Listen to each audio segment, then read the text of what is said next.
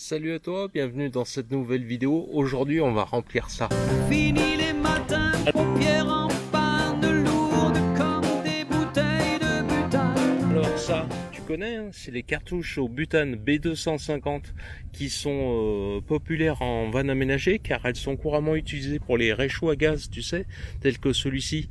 Donc elles vont là, dans cet emplacement. C'est vraiment très populaire en van aménagé. Sinon, tu peux aussi les adapter on appelle ça vulgairement un bec benzène. Tu vois, c'est un chalumeau qui peut te servir à allumer le barbecue ou bien à faire des crèmes brûlées. Alors, tu vois cette bouteille de butane de 227 grammes.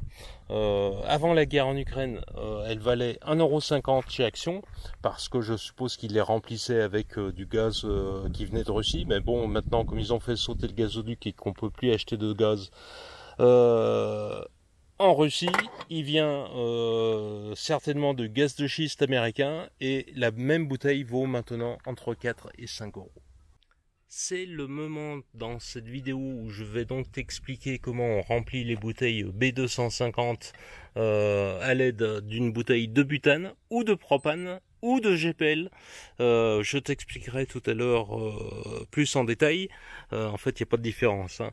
Ce qu'il faut te procurer, c'est ce raccord. Alors d'un côté, c'est un pas inversé, hein, c'est pour venir te visser sur ta bouteille de propane ou de butane, et de l'autre côté c'est un adaptateur pour les bouteilles B250. On peut acheter ce kit sur AliExpress, tu auras les liens dans le descriptif de la vidéo.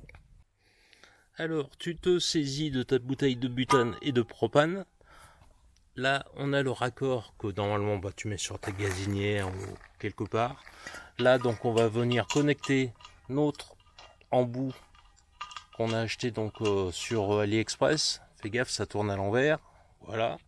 Et cet embout-là, on viendra le connecter sur la bouteille B250 dans un petit moment, quand on aura fait sortir le gaz liquide. Je te montre ça tout de suite. Car oui, c'est peut-être une évidence pour moi, mais effectivement, je vais le préciser. Pour remplir tes bouteilles de B250, il faut remplir avec du gaz liquide, avec la phase gazeuse.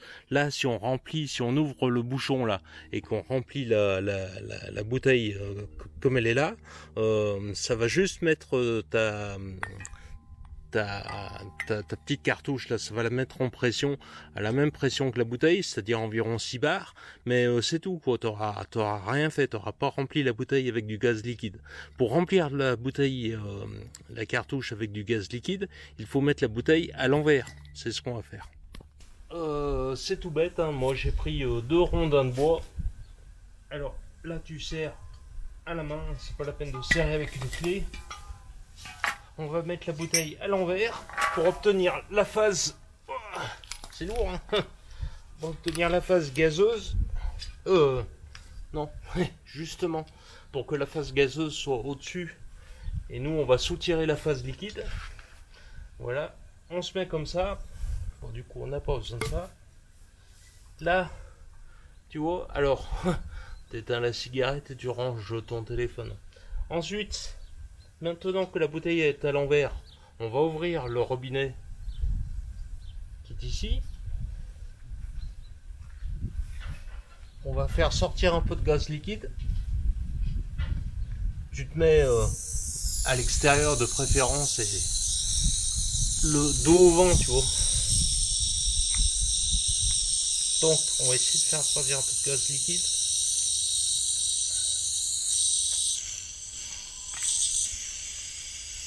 Voilà. Tu fais attention, c'est froid. Donc tu vois, hein, ma bouteille est à l'envers. Donc j'ai le gaz liquide qui est donc en bas, hein, mais vu que ma bouteille a la tête en bas, et ben j'ai la phase donc liquide en dessous. Là, j'ai rempli mon tuyau en ouvrant le robinet sur le raccord là. Et en ouvrant le robinet de ma bouteille de gaz qui est ici, hein, tu vois. Voilà. Ensuite, quand le gaz liquide est arrivé au bout, là, tu fais attention, hein, donc c'est froid parce que ça s'évapore. J'ai fermé. Le secret, c'est après de faire couler du gaz liquide sur ta bonbonne B250, c'est pour ça que je te disais de te mettre à l'extérieur, pour la rafraîchir. Voilà.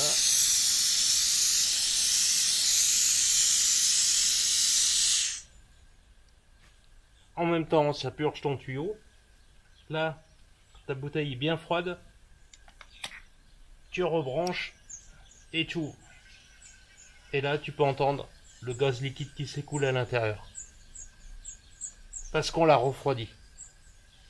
Après, les pressions s'équilibrent hein, entre la bouteille et la bonbonne. Prends pas peur. Hop. Pas trop remplir. Faut laisser une phase gazeuse comme à l'origine. L'idéal, ce serait d'y poser. Bon, après, tu fais ça à l'œil. Hein. Si ça se coud, c'est qu'il y a de la phase gazeuse. Et voilà. On a une bouteille de pleine.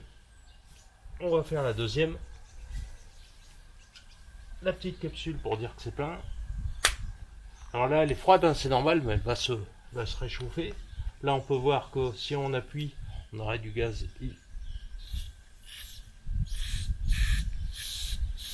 gazeux qui sort, ce qui est plutôt une bonne nouvelle.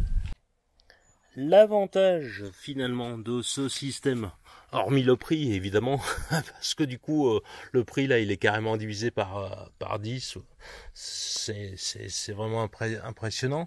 Mais au-delà du prix, ça va te permettre de mettre dans tes bonbonnes autre chose que du butane. Tu vois, tu vas pouvoir mettre par exemple du propane et du coup utiliser ton réchaud en hiver. Voilà. Bon, écoute, on va remettre tout ça dans l'ordre. C'est-à-dire la bouteille de gaz à l'endroit. Voilà, maintenant on va essayer. Alors pour essayer, on se met à un autre endroit que là où on a fait le plein. Il vaut mieux hein, parce que punaise ça sent le gaz. Mais bon, comme tu as vu, hein, ça sort bien du gaz à l'état gazeux, donc il n'y a aucun problème. On va essayer quand même.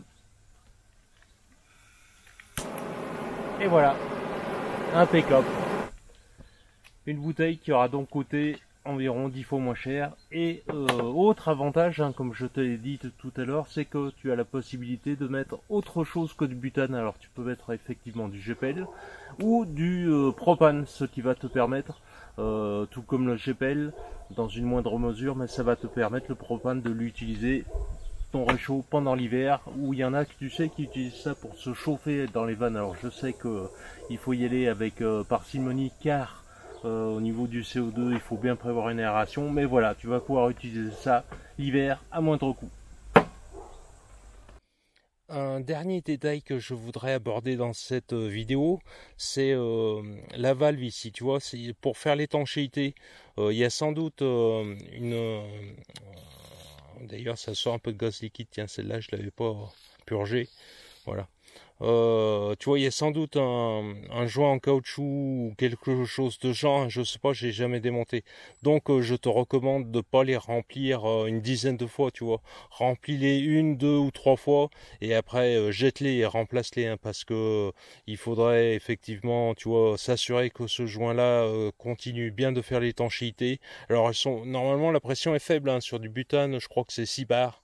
Mais bon, ça fait rien si cette valve venait à fuir. C'est vrai que si tu stockes ces bouteilles de gaz dans ton van aménagé ou dans ton camping-car dans la soute, faudrait pas que ça arrive, ça vienne à fuir, tu vois. Donc voilà, pour la dernière petite recommandation. Voilà la fin de cette vidéo, tu vois, j'ai rempli mes bouteilles de B250 en gaz propane et je suis toujours en vie, hein, donc toi aussi tu peux faire ça. Un petit récapitulatif, si tu n'as pas tout saisi, regarde la vidéo une deuxième fois, une troisième fois. Tu prends ta bouteille de butane ou de propane, tu la retournes, tu la mets à l'envers pour obtenir la phase liquide vers le robinet. Tu prends le petit raccord que tu achèteras sur AliExpress. Les liens seront dans le descriptif de cette vidéo. peut-être t'en trouveras ailleurs, hein, j'en sais rien, moi je l'ai acheté sur AliExpress. Ensuite tu vas arroser copieusement ta bouteille pour la rafraîchir. En même temps ça va te purger le petit flexible, et ça va te rafraîchir la bouteille pour éviter que le gaz se vaporise à l'intérieur quand tu vas ouvrir le robinet.